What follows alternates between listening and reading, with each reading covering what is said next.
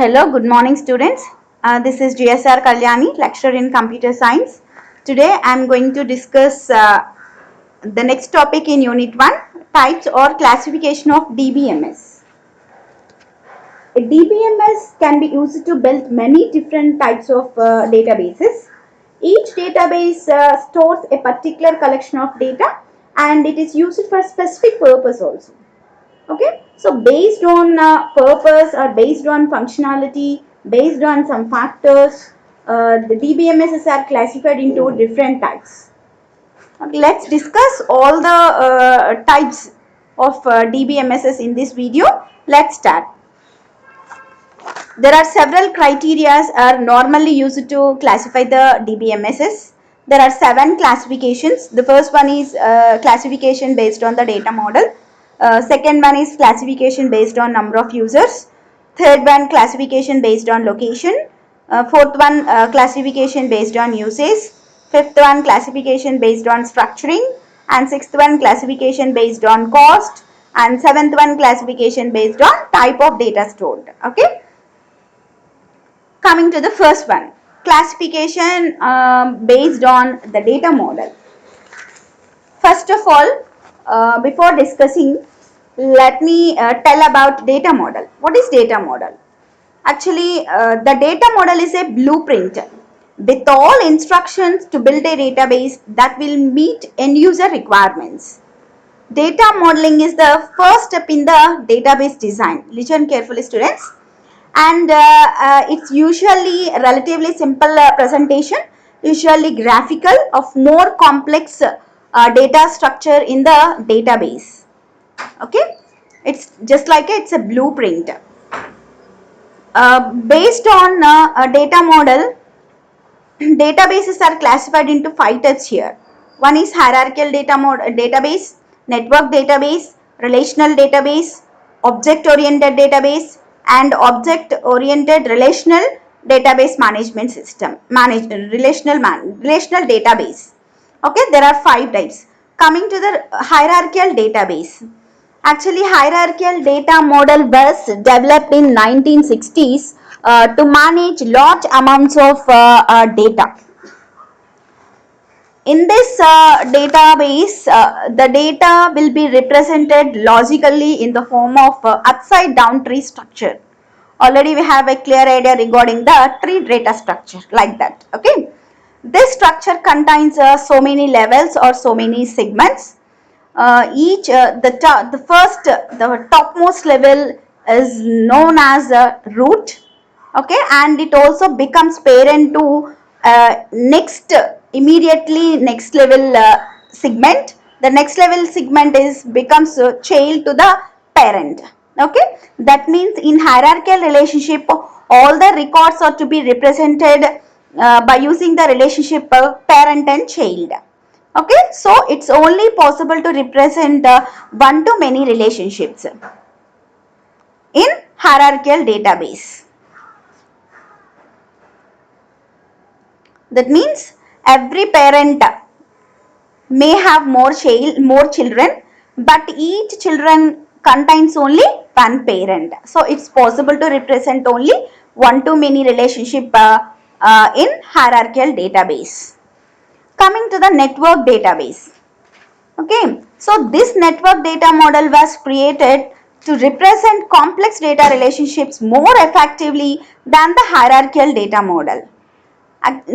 There was no particular standard and there are so many limitations in the hierarchical model. In order to overcome all those things, they later developed network databases. Okay, network data model. So based on network data model, the implemented database system is network database.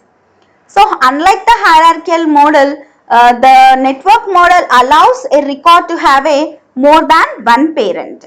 Okay, and also to impose standards.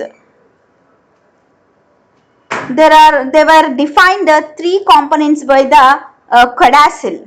Okay, one is DDL, data definition language, and one is subschema DDL, and third one is data management language DML. These components enhances design standards in the network database. And coming to the relational data model. Network and relational data model both had so many limitations. There were no particular standards and also exhibits dependency. Okay, that's why later developed a popular data model that was called as relational data model. Actually, this is based on SQL. In this data model, relational data model, it's very simple to understand. Okay, and in this logically maintain data in the form of tables and columns. Table, what is table? Table is nothing but a two-dimensional structure which composed of rows and columns. Okay, so in relational data model, all the tables are interrelated. That means association are existing among those tables in the relational databases. Okay, and the tables with the data are called relations. The rows are referred as record or tuple, and columns are referred as attributes or fields. And one more important point in this relational data model is each table has a key field. Okay, that key field is used to identify each and every row. It's very, very important, and maintains a link between the tables in the relational database by using a common attribute.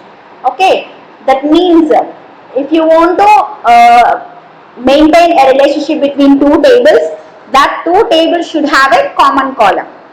Based on the common values in the common column, the data from the two tables are to be combined. This is very, very, very important feature and useful feature in the relational data model. Okay. And next, and the relational data model was very, very easy to implement, and it presents a breakthrough to the users and the database designers also. Okay, and it hides all the internal complexities from the application programmers. Okay, provides flexibility and convenient interface to the users. Coming to fourth one, object oriented database management systems, OODBMS. Okay, actually in OODBMS, data presented in the form of objects as used in the object oriented programming. Okay, already we know that. Already we have learned that the Java is a pure object oriented language, in that everything to be represented in the form of classes, objects. Okay, and with the features encapsulation, polymorphism and inheritance. What is the use of this OODBMS? Actually, the object oriented DBMS stores complex data as compared to the relational database. Okay, and also the OODBMS integrate with the programming languages such as C++ and Java. Okay, and in this query facilities are not supported. This is one of the main disadvantage in this. And some example of OODBMS are Versant Object Database, Objectivity, Object Store, Cache and Jedro DB, and Object DB software. Okay, and coming to fifth data model, Object Relational Database Management System, ORDBMS. Okay, so this ORDBMS store actually ORDBMS is an attempt to extend the relational database management systems to provide a bridge between the relational and object oriented paradigms. That means it combines the feature of object oriented databases plus relational databases features. Okay, and objects, classes and inheritance are directly supported in the database structures, database schema. Schema is nothing but structure of database, and in the query language. So in this ORDBMS is optimized for applications in which large data collections are in the focus okay, and also query facilities are the main centerpiece in this ORDBMS. Okay, girls, don't worry. Actually, we have a data model topic. In that topic, clearly we know each and everything about all these data models. Okay. And next one, classification based on number of users. Okay, so how many users how many users the database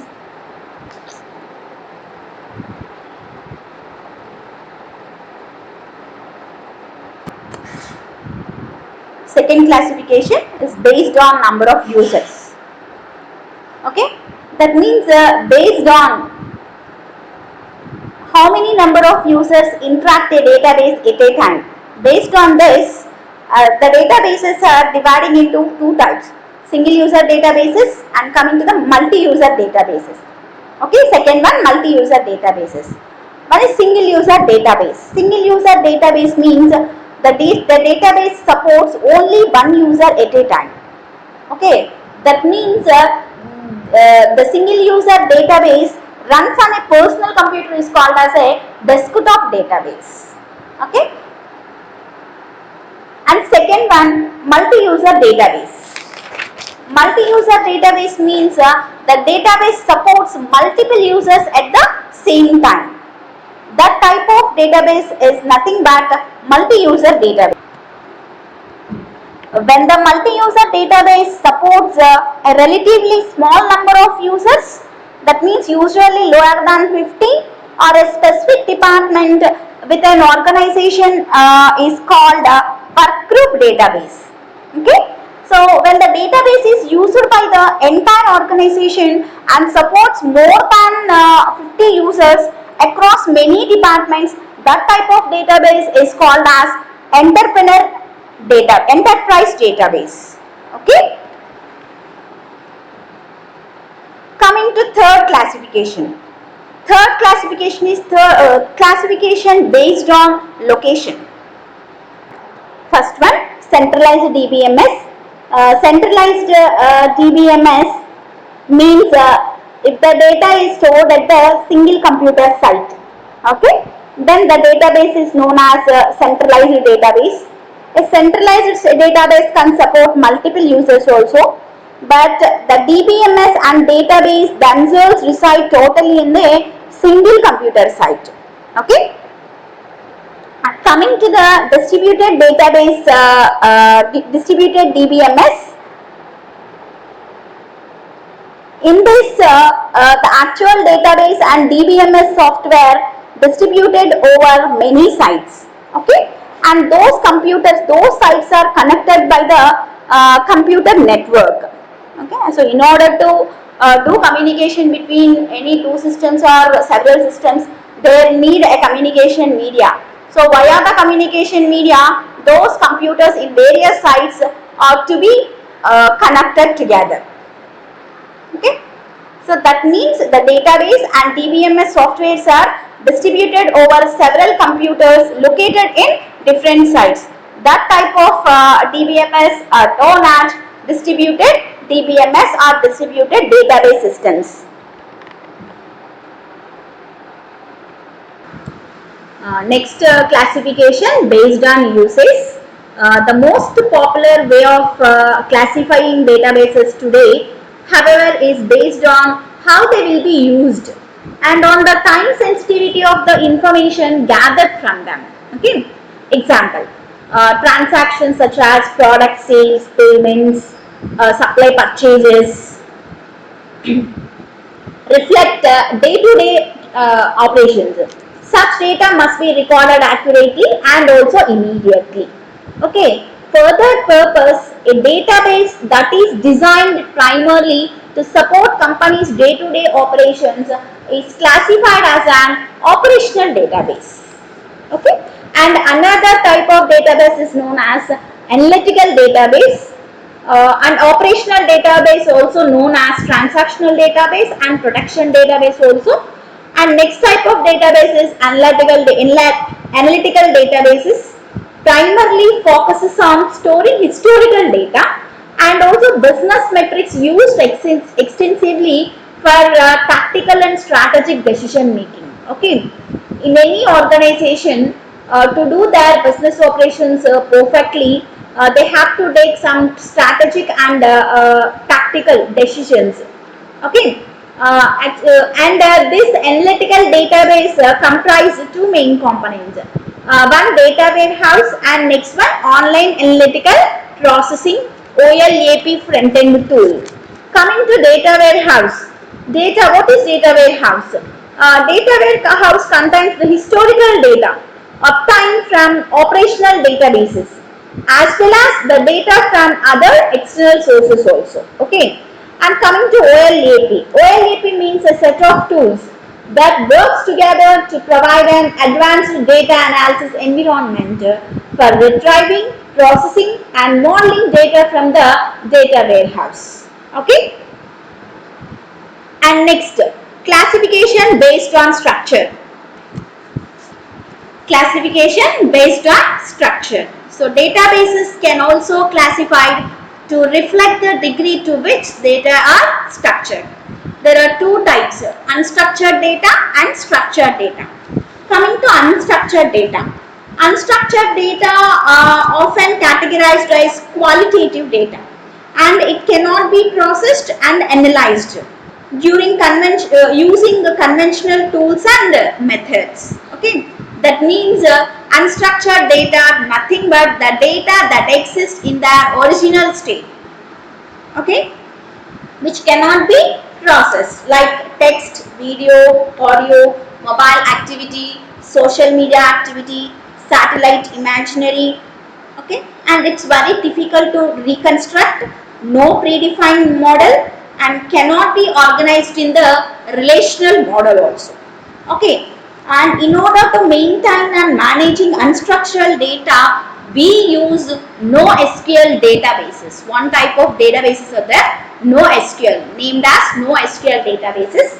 NoSQL databases are best fit for managing unstructured data. Okay, like our pictures, videos, images are comes under unstructured. Coming to the structured data. Structured data are known as quantitative data. Okay, and structured data are the result of formatting unstructured data to facilitate storage, use and generation of information. Okay, and you apply structure based on the type of processing that you intend to perform on the data. Okay, some data might not be ready for some types of processing also. Okay, so whatever to illustrate the concept of structure, imagine a stack of printed paper invoices. Okay, so if you want to merely store these invoices as images for future retrieval and display, you can scan them and save them in a graphic format. Okay. On the other hand, if you want to derive information such as monthly totals and average sales, such graphic storage would not be useful. Okay. Why? Because that data comes under unstructured, not ready to processing. Okay, instead you could store the invoice data in the spreadsheet format, that means structured format, so that you can perform the requisite computations. Okay, that is the difference between the unstructured and structured data. And next one, classification based on cost. There are three types of DBMSs in this classification. One is low cost DBMS. Okay, this cost of the cost of these systems varies from $100 to $3,000. Okay, and medium cost DBMS systems software cost varies from $10,000 to 1 lakh. and high cost DBMS cost of these systems are usually more than $1 lakh. Okay,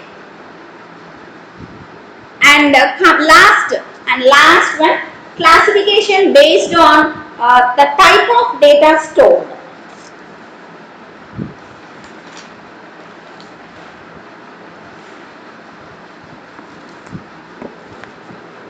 One is general purpose DBMS and next one is discipline purpose DBMS. Okay, general purpose DBMS contains general purpose databases, contains a wide variety of data used in multiple disciplines. Okay, that means all types of data to be supported in that databases. Those type of databases are known as general purpose databases. Okay. Actually, general purpose DBMS's aim, what is the aim of general purpose DBMS is to meet the needs of as many applications. Example is Oracle. And coming to discipline purpose DBMSs, these databases contains the data focused on specific subject areas. Okay, used mainly in academic or research purpose. Okay, and some more examples are geographic information system GIS databases that store geospatial and other related data only, and medical databases that store confidential medical history data only. Okay,